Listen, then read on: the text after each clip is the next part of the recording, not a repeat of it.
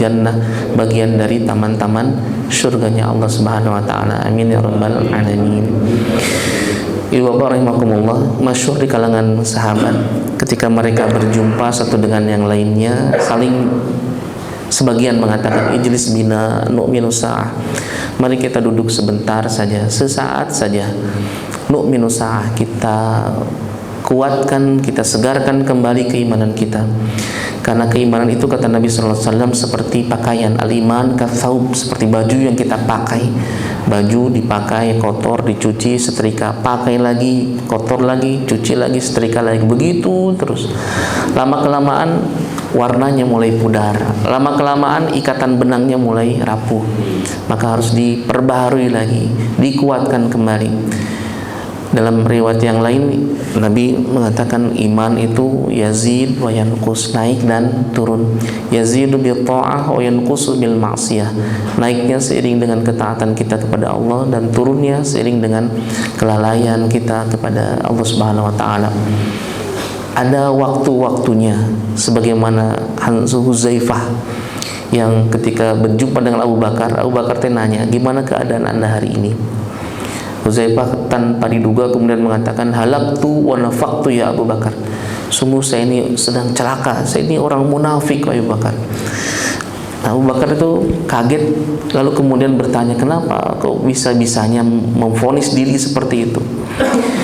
Kata Huzaifah, bukankah ini perilaku munafik wahai Abu Bakar? Kalau kita ada di majelis Nabi, kita diingatkan surga, diingatkan tentang neraka, itu kayak deket pisan, kayak kita bisa melihat itu dan kita merasakan keimanan kita luar biasa, meningkatnya, naik, seakan-akan dunia ini nggak ada harganya, akhirat itu segalanya. Tapi kalau udah pulang, jumpa anak istri, berkumpul kembali, nuansa perasaan itu hilang. Bukankah ini perilaku munafik wahai Abu Bakar? Abu Bakar yang mendapatkan jawaban gitu dari Huzaifah, beliau mengatakan, loh sama kita nih, sama, saya juga merasakan hal yang sama. Akhirnya kedua orang ini datang pada Nabi sallallahu alaihi wasallam, curhat nih, ya Rasulullah begini-begini ya Rasulullah, kalau kita ada di majelis engkau, kalau kita lagi ada keluarga, kok beda perasaannya. Kata Nabi sallallahu alaihi wasallam, andai kau memiliki perasaan yang sama saat berada di majelisku dan ketika engkau keluar dari majelis, maka para malaikat akan turun ke jalan dan menyalami engkau di jalan-jalan. Walakin sa'atan, maksudnya hal seperti itu akan sangat sulit sekali mempertahankan suasana perasaan itu, ekstase rohani yang pernah kita rasakan di satu majelis misalnya, dengan ketika berada di lingkungan yang berbeda. Walakin sa'atan, tapi sesaat saja. Ada waktu-waktunya, begitu kata Nabi sallallahu alaihi wasallam. Ada saatnya kita hati demikian melembut, mudah untuk menerima nasihat, air mata mudah untuk mengalir. Ada waktunya, ada saat-saatnya juga kita mendapatkan suasana-suasana yang berbeda. Tapi itu jelas bukan bentuk kemunafikan, hanya kekhawatiran yang dirasakan para sahabat ketika mereka merasakan ada suasana yang berbeda saat di majelis Nabi dengan di luar majelis Nabi. Ala kulli hal, Bapak Ibu rahimakumullah, insyaallah yang kita bahas di pagi hari ini tentang albirru la yabla, tentang kebaikan yang tak akan pernah hilang. Sekecil apapun, seremeh-temeh apapun kebaikan, hatta jumpa dengan saudara kita dengan wajah yang cerah ceria, itu kebaikan yang tidak akan pernah hilang. Ma wadda'aka rabbuka wa ma qala. Allah enggak akan pernah meninggalkan dan mengecewakan hamba-hamba yang berharap kepadanya. Semakin kuat harapan kita kepadanya, semakin jauh kita dari kekhawatiran, rasa takut, kesedihan ataupun hal-hal yang kemudian menggerogoti ketenangan hati kita. Dalam surah yang masyhur, surat Al-Zalzalah, Allah mengingatkan, faman ya'mal mithqala dzarratin khairan yarah wa man ya'mal mithqala dzarratin syarran yarah. Kebaikan itu akan kembali kepada pemiliknya, akan ada balasannya dengan cara dan metode yang Allah Subhanahu wa taala kehendaki, enggak akan pernah disia-siakan. Demikian pula keburukan, kejahatan itu pasti ada balasannya. Pasti ada balasannya. Orang-orang sudah melupakan, media massa sudah nggak ngeliput lagi Orang sudah kemudian tenang-tenang demikian, tapi pasti ada balasannya. Kalau tidak di dunia, nanti di akhirat. Dan kita berharap ganjaran dari Allah Subhanahu wa taala di akhirat kelak. Ini ada sedikit klip singkat menggambarkan bahwa kebaikan itu ya berputar di sekitar pemiliknya nih. Ya, orang kena air kemudian dia simpan aja gitu ya tumbuhan itu. Ada ibu yang kesulitan bawa gerobaknya, dia bantu. Ada binatang yang itu sebenarnya nggak harus dagingnya juga gitu ya. Ada yang minta-minta kasih gitu. Terkadang orang meresponnya dengan cara yang berbeda nih. Dia lakukan kebaikan-kebaikan kecil setiap harinya.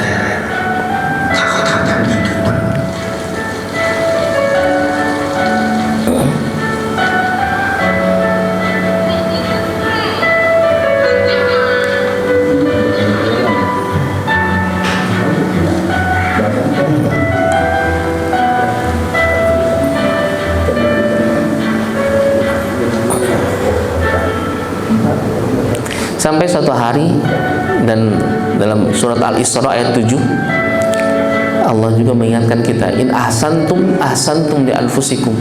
Kebaikan kita ini bakal balik lagi kepada kita nih.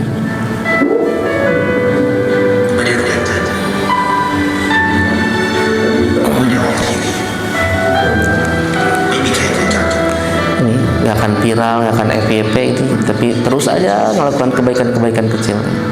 Dan ada waktunya di mana kebaikan itu berpulang atau kembali kepada pemiliknya.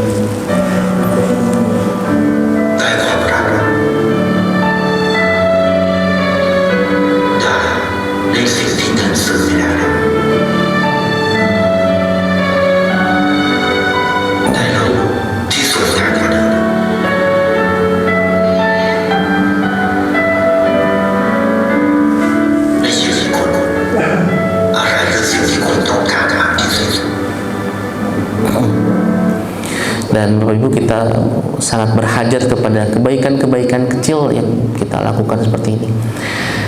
Kalau Alvin Toffler, salah seorang futuristik, dalam bukunya dia mengatakan high tech, high touch katanya. Semakin tinggi teknologi, semakin tinggi kita menggunakan teknologi, semakin tinggi pula kebutuhan kita akan sentuhan-sentuhan kemanusiaan.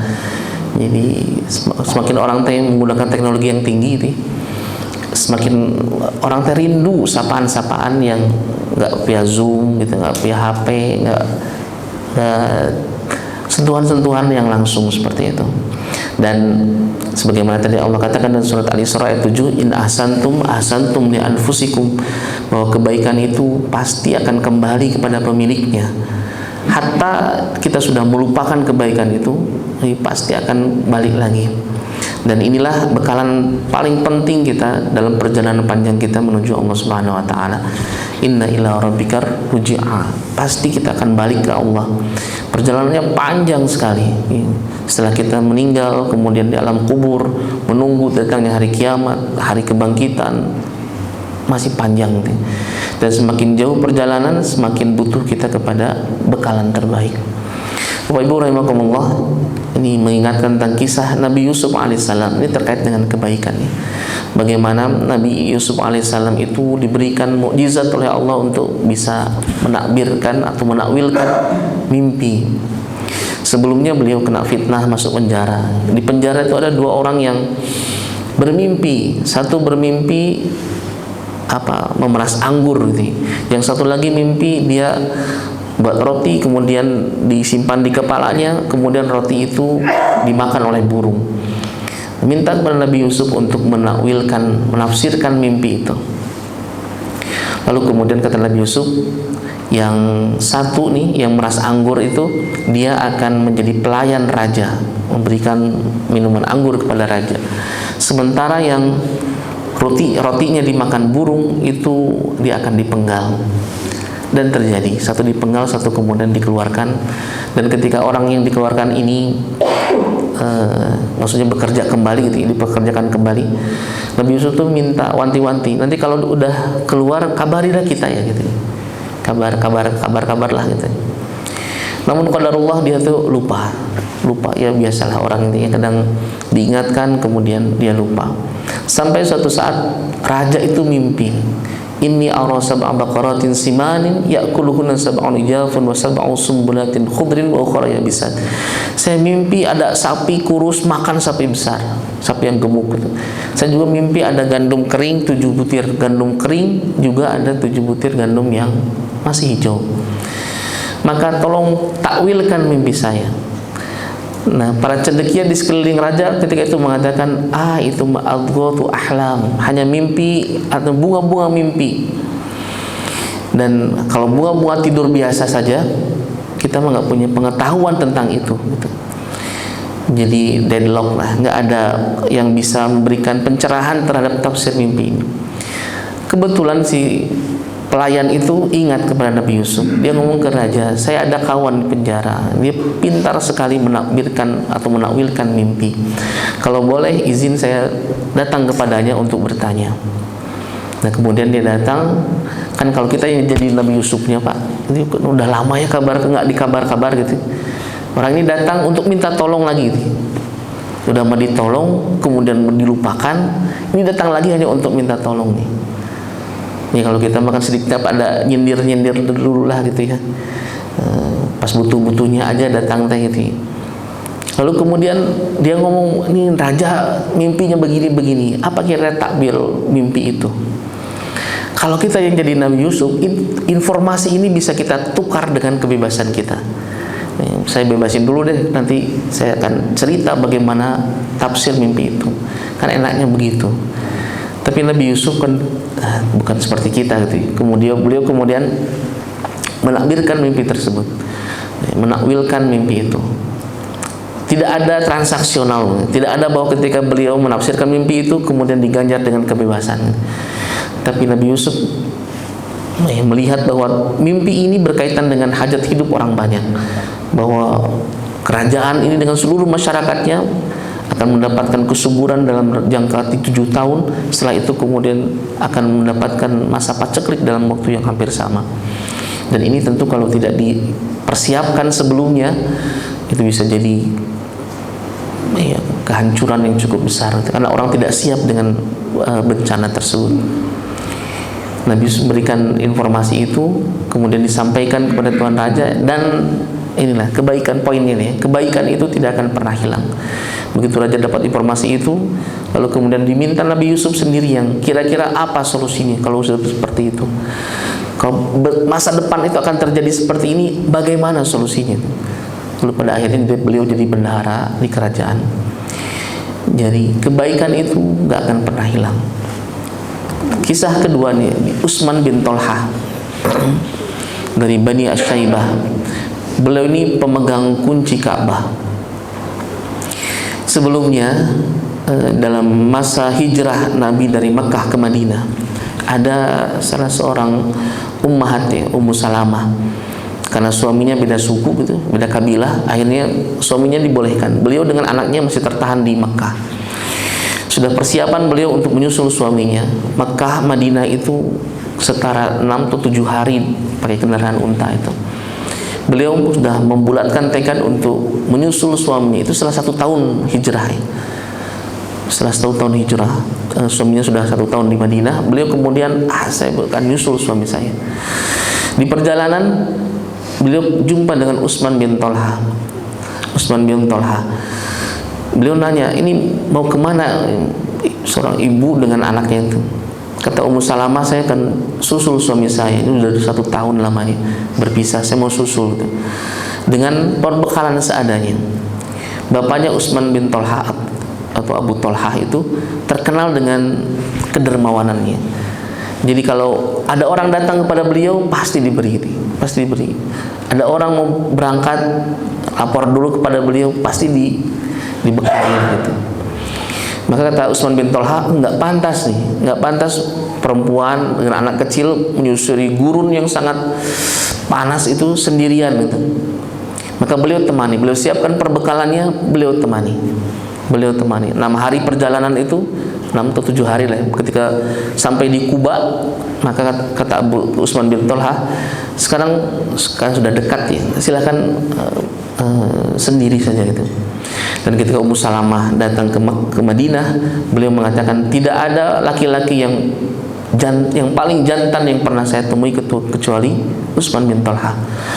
Maksudnya berduaan dalam perjalanan itu di gurun itu kan dorongan untuk bermaksiat itu besar sekali nih. Ada anak kecil lagi, itu bisa dimanipulasi lah seperti itu. Tapi kata Ummu Salamah ini nanti pada akhirnya jadi istri Nabi SAW. Kata Ummu Salamah, kalau kita mau istirahat, beliau kemudian agak menjauh gitu untuk istirahat. Kalau sudah pulih lagi, beliau kembali lagi, kemudian melanjutkan perjalanan. Jadi tidak diganggu. 8 tahun setelah itu terjadi Fathul Makkah, penaklukan kota Makkah. Nabi beserta 10.000 kaum muslimin dari Madinah datang ke Makkah untuk menaklukkan kota Makkah. Nah, Utsman bin Tolha ini sudah ada isyarat ya, sudah ada firasat tuh, bukan isyarat.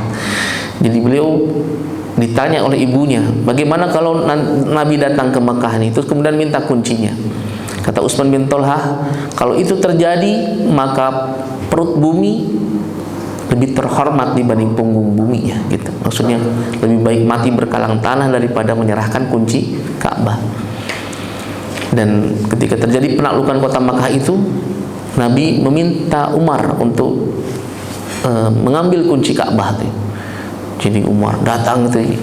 Ya, sebagaimana kita ketahui lah, Umar badannya besar gitu, tegas, dari klan Bani Makhzum. Beliau datang untuk membahasa kita, mana kunci nak gitu ya, mana kunci Ka'bah gitu.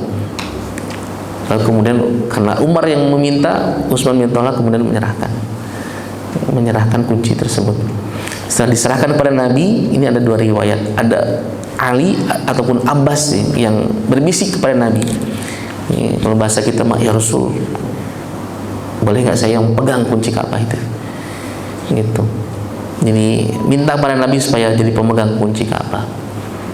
Kata Nabi, nah nanti panggil Utsman bin Tolha. Utsman bin Tolha dipanggil, lalu kemudian kata Nabi SAW, haka miftahuka ya Utsman, ini kuncimu wahai Utsman. Al yauma yauma birrun wa wafa, ini hari-hari kebaikan dan kesetiaan.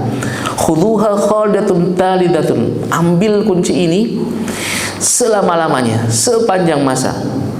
La yanzi'uha minkum illa zalim, enggak ada yang merebut kunci ini kecuali dia orang yang zalim gitu. Jadi divalidasi, dicap, distempel gitu oleh Nabi SAW bahwa pemegang kunci Ka'bah itu adalah Utsman bin Tolha.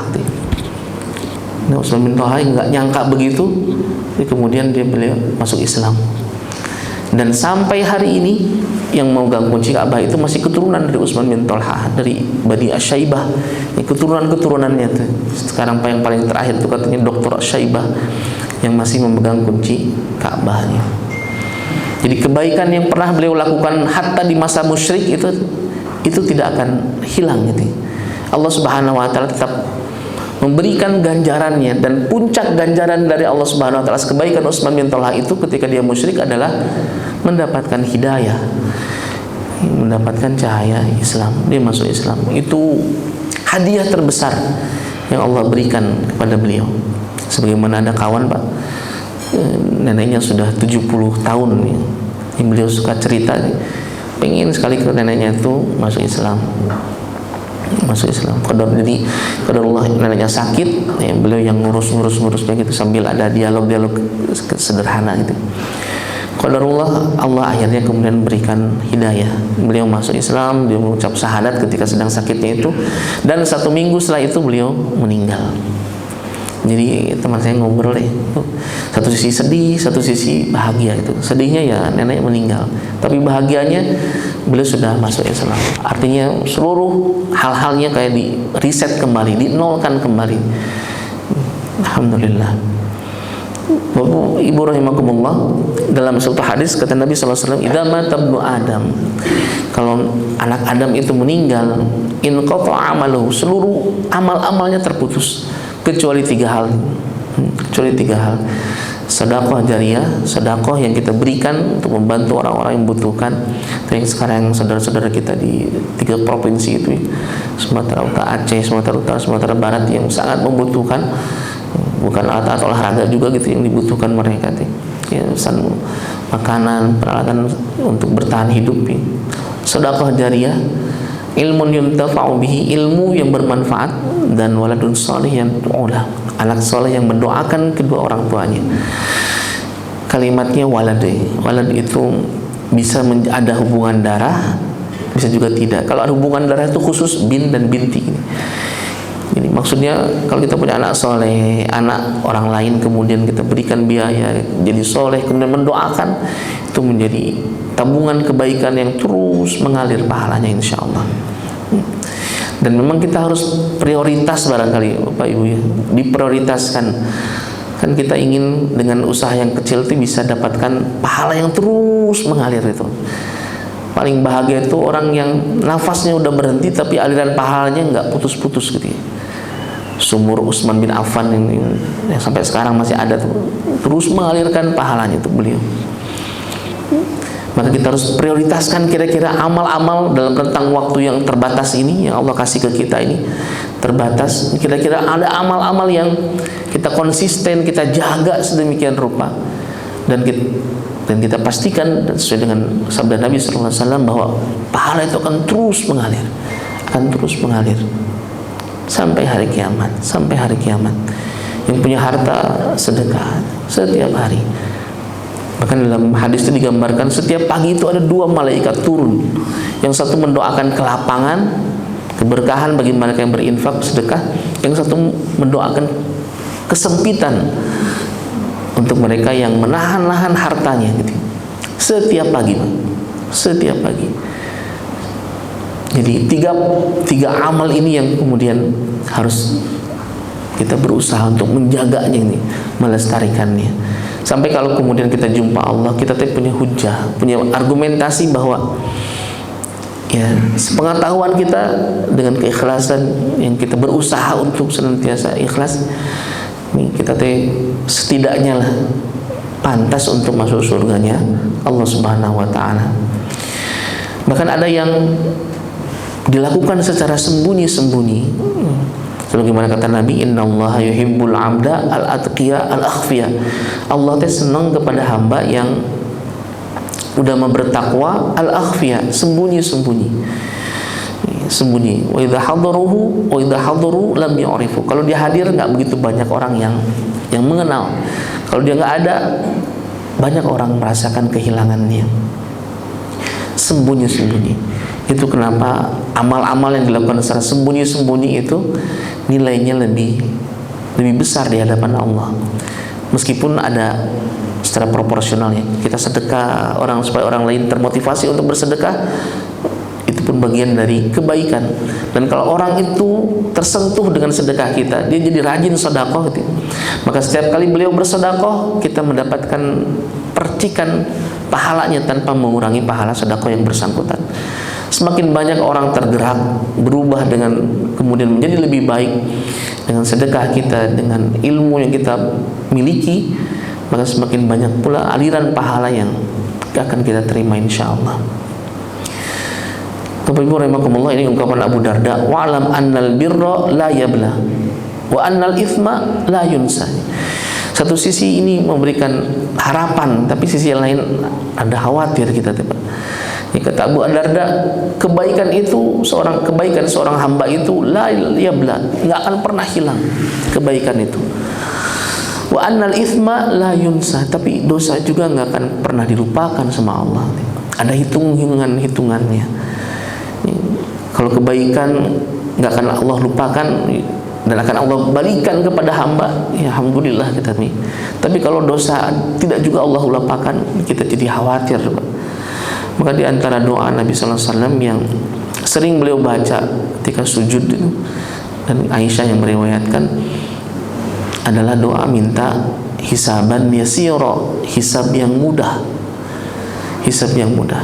Kata Aisyah, apa hisab yang mudah itu ya Rasul? Hisaban yasira itu adalah saat nanti di akhirat kita dibagikan buku-buku amal yang kita lakukan selama di dunia. Lalu ketika kita membukanya, nampak di sana keburukan, kemaksiatan, kelalaian yang pernah kita lakukan di dunia. Tanggal sekian, jam sekian, di tempat ini melakukan itu. Lalu kemudian Allah menghapusnya. Allah nggak menganggap itu ada aja, dilupakan gitu ya, sama Allah. Sebagaimana kalau 10 hari terakhir kita dianjurkan oleh Nabi sallallahu alaihi wasallam untuk berdoa, Allahumma innaka afuwun tuhibbul afwa fa'fu anni. Afun dengan maghfirah itu pengampun, dua-duanya sama pengampunan nih. Cuma kalau maghfirah itu disebutkan, tetap disebutkan tapi nggak disiksa. Kalau afun itu dihapuskan gitu, dihilangkan gitu, nggak dianggap gitu, karena Rahman dan Rahimnya Allah Subhanahu Wa Taala. Jadi kebaikan itu, ibu bapak rahimakumullah, nggak akan pernah hilang, nggak akan pernah hilang. Satu lagi nih cerita tentang asal muasal adzan. Jadi dulu di Madinah itu Nabi mengumpulkan para sahabat, musyawarah gitu, curah gagasan, curah pendapat. Kira-kira apa yang paling praktis, paling pantas untuk mengumpulkan orang-orang ini untuk sholat di masjid? Ada yang usul, ya Rasul, gimana kalau kita kalau pakai lonceng gitu? Usulannya bagus, tapi Nabi juga ada pertimbangan syariat di sana. Ini seperti Nasrani, kata Nabi. Ada yang usulkan, bagaimana kalau pakai trompet? Itu menyerupai Yahudi gitu. Akhirnya deadlock nih, nggak ada yang usul-usul yang bagus lagi. Akhirnya kemudian semuanya pulang, dan di antara para sahabat itu ada Abdullah bin Zaid yang kepikiran terus, apa kira-kira yang paling enakan untuk bisa manggil jemaah salatnya. Beliau kemudian bermimpi jumpa dengan orang yang pakai baju hijau, dalam hadis itu digambarkan begitu. Kemudian dia bawa lonceng. Nah, kata Abdullah bin Zaid, itu lonceng dipakai untuk mengumpulkan orang-orang. Iya betul gitu. Jadi kayak ngobrol gitu, gimana caranya kalau kita ngumpulin orang? Nabi ini lagi ada masalah, kira-kira bagaimana caranya ngumpulin orang-orang itu datang di masjid salat jamaah. Nah, kata orang ini dalam mimpi itu, maukah saya ajarkan kalimat-kalimat yang lebih bagus dari itu? Maka diajarkan Allahu Akbar, Allahu Akbar sampai la ilaha illallah. Ketika pagi dia bangun jelang subuh gitu ya, kemudian segera ke Masjid Nabawi. Usai subuh usai sholat subuh, dia ngomong ke Rasulullah, ya Rasulullah, saya mimpi tadi malam untuk mengumpulkan orang-orang tuh. Bagaimana kalau menyerunya dengan kalimat-kalimat seperti ini diucapkan pada Nabi SAW, begini gitu. Kata Nabi, ini ru'yatus sadiqah, ini mimpi yang benar. Mimpi yang benar. Yang punya ide itu Abdullah bin Zaid. Yang mimpi itu Abdullah bin Zaid. Tapi Nabi nggak bilang kalau gitu masuk atau langsung azan, nggak begitu. Nabi panggil Bilal, karena Bilal diantara para sahabat yang suaranya paling nyaring dan juga paling bagus. Kata Bilal, kata Nabi, ajarkan apa yang dalam mimpimu itu kepada Bilal. Nanti biar Bilal nanti yang azan. Ini Abdullah bin Zaid ini, Bapak Ibu rahimakumullah, ini kan kalau dalam kehidupan keseharian kita di tempat kerja atau di masyarakat nih, kan biasanya kalau kita usul yang baik itu kan setidaknya ada nama kita lah disebutkan gitu ya. Ini mah dia ngusulin satu hal yang bagus sekali, tapi yang dapat sorotan kameranya Bilal gitu. Kalau hatinya nggak lurus Pak, itu dia bisa ini saya yang mimpi kok nggak saya yang azan sih, saya sembunyiin aja tuh yang hayal alal palahnya gitu, misalnya ini nggak utuh disebutkan seluruhnya gitu, ini dipotong gitulah gitu. Tapi kan nggak begitu caranya tuh. Akhirnya kemudian Bilal azan, dan sampai akhir hayatnya Bilal azan tuh. Dan bagaimana nasib Abdullah bin Zaid setelah itu? Tidak disebutkan dalam sirah ini. Tapi bagaimana kemudian kebaikan-kebaikan ini tidak akan pernah lenyap begitu aja gitu. Setiap kali muazin memandangkan azannya, aliran pahala itu tetap mengalir kepada Abdullah bin Zaid, karena inisiatif kebaikannya. Sebagaimana kata Nabi, siapa yang melakukan kebaikan lalu kemudian orang lain terinspirasi untuk melakukan kebaikan itu, maka dia akan terus mendapatkan pahala sepanjang orang tersebut atau orang lainnya melakukan kebaikan tanpa mengurangi pahala orang tersebut.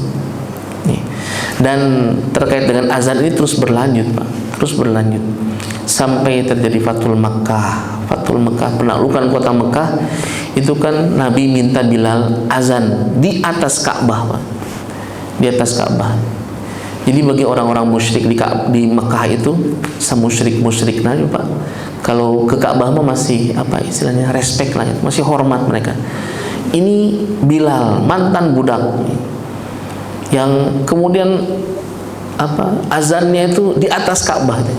Ini Nabi mengajarkan tentang bagaimana penempatan kehormatan itu sebenarnya itu bukan dari keturunan, dari status sosial, gelar akademis, bukan dari itu. Bagaimana dari ketakwaan kepada Allah Subhanahu wa taala. Dan Bilal azan di sana. Bilal azan. Ya, Allahu akbar gitu ya. Nah, yang menariknya Bapak Ibu rahimakumullah, nggak jauh dari Bilal azan itu ada kumpulan anak-anak muda. Salah satunya namanya Abu Mahzurah ya. Kumpulan anak-anak muda dengar Bilal azan, kan kadang orang kalau sudah nggak suka Pak, ya, yang dilakukan tuh pasti dinyinyiri lah gitu. Ini mantan budak azan di atas Ka'bah lagi gitu. Jadi ketika Bilal azan Allahu akbar, gitu deh, kayak mengolok-olok lah gitu, mencemooh gitu. Terus aja gitu, sampai selesai itu dicemooh terus. Dan berita itu sampai kepada Nabi SAW. Jadi Pak, suasananya itu gini, kita sedang menaklukkan satu kota gitu, ditaklukkan semuanya tertunduk lah gitu, wajah-wajah orang-orang tertunduk, dan setiap leher itu kalau sesuai dengan komando Nabi itu bisa ditebas lah kasarnya begitu. Ini ada dalam sesi serah terima kota begitu, lagi ada hal yang sangat sakral nih, ini mencemooh gitu. Dan beritanya sampai kepada Nabi. Kata Nabi, panggil Abu Mahzurah gitu. Kata Abu Mahzurah ketika dikabari bahwa Nabi memanggilnya, dia mengatakan, tidak ada kesempatan kecuali saya pasti akan dibunuh, pasti akan dibunuh. Dia datang duduk di hadapan Nabi SAW dengan pemikiran bahwa sudah habis riwayat saya, selesai gitu. Apa yang dilakukan oleh Nabi SAW ini, yang Nabi itu memang luar biasa Pak. Baik dari retorikanya, baik dari bagaimana membaca keadaan, bagaimana bagian dari ilham dari Allah Subhanahu wa taala tentunya, mengetahui kebutuhan, mengetahui keinginan ataupun perasaan yang dirasakan oleh para sahabatnya.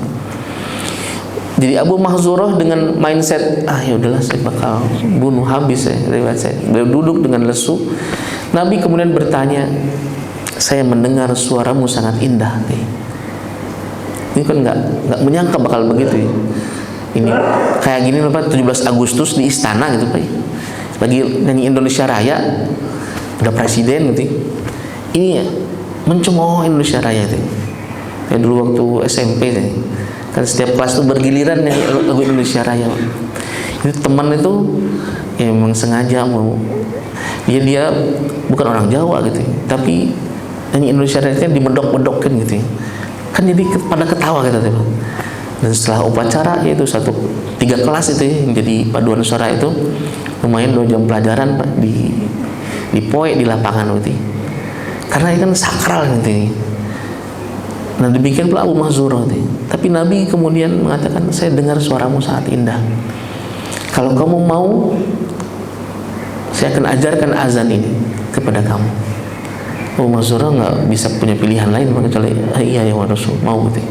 Lalu kemudian Nabi mengajarkan dari Allahu Akbar sampai la ilaha illallah. Jadi kalau Bilal mah diajarkan oleh Abdullah bin Zaid, nah, Abu Mahzurah mah langsung diajarkan oleh Nabi, talakinya ke Nabi sallallahu alaihi wasallam tentang azan itu. Dan kata Abu Mahzurah, setelah Nabi balik lagi ke Madinah dan beliau ditugaskan menjadi muazin di Makkah. Jadi muazin Nabi itu ada 3, ada Bilal, Ummi Maktum ya, Abdullah bin Maktum, Abdullah bin Maktum yang buta itu, dan Abu Mahzurah. 2 di Madinah, 1 di Makkah. Kata Abu Mahzurah, setiap kali saya azan dan membaca asyhadu anna Muhammadar Rasulullah itu mengalir air mata saya. Keingat bagaimana Nabi sallallahu alaihi wasallam begitu baiknya kepada dia tuh. Orang sudah nggak punya harapan, yang mau pasti dibunuh gitu. Tahu-taunya diberikan kehormatan jadi muazin di Makkah. Itulah Bapak Ibu rahimakumullah, ini kebaikan yang terus itu akan abadi lah insyaallah. Innallaha la yudhi'u ajral muhsinin. Allah nggak akan menyia-nyiakan pahala orang yang berbuat baik. Kalaupun kebaikan yang kita lakukan disalahfahami, lalu kemudian orang balik mencaci, menuduh yang tidak pada tempatnya, orang-orang pada menjauh, kita harus yakin malaikat nggak pernah salah menuliskan kebaikan yang kita lakukan. Kalaupun tidak di dunia, nanti ada pahala dan ganjaran yang Allah Subhanahu wa taala sediakan di akhirat kelak. Sebagaimana terakhir nih kisah bagaimana seorang yang jadi dia tuh seringkali ke tempat-tempat pelacuran, ke tempat-tempat minuman keras gitu. Dan orang-orang pada mencemooh, oh dia pasti nih orang nggak baik lah gitu. Dan tiap malam hampir kalau nggak ke tempat minuman keras, ke tempat pelacuran. Tapi yang mengetahui ini hanya istrinya sendiri, rahasia ini teh. Istrinya sudah menegur, ngapain atuh ke sana teh? Kan orang-orang jadi salah paham teh. Ketua DKM Taman Mutiara misalnya teh rajin ke tempat yang begitu-begituan lah gitu. Kan orang teh pasti bakal ribut di WhatsApp grup, apalagi ada yang moto, yang video gitu. Pasti geger lah gitu. Jadi viral gitu ya. Bapak Ibu rahimakumullah, yang dilakukan oleh suami ini, si bapak ini teh, yang tidak diketahui oleh orang-orang itu. Jadi dia bawa uang, dia datang ke tempat miras, dia beli beberapa botol, lalu kemudian dia tumpahkan sambil dia mengatakan mudah-mudahan malam hari ini orang-orang yang sudah niatan mau mabuk itu jadi nggak mabuk karena air minuman kerasnya sudah saya tumpahkan. Ke tempat pelacuran dia datang bawa uang, kemudian dia bayar beberapa perempuan sesuai dengan jumlah uang yang dia miliki, lalu kemudian berdoa, ya Allah mudah-mudahan hari ini ada beberapa wanita itu terselamatkan, nggak lagi zina, nggak lagi melakukan melacur ya di malam hari ini. Dan itu dilakukan terus tanpa gembar-gembor ke orang lain tuh. Sampai qadarullah ketika dia meninggal dalam riwayat itu digambarkan dia meninggalnya ketika di jalan ya. Allah alamnya Pak, kesaran jantung atau bagaimana sih, meninggal. Dan ketika meninggal karena orang-orang sudah mafhum, wah ini ahli maksiat ini, maka jenazahnya dibiarkan gitu.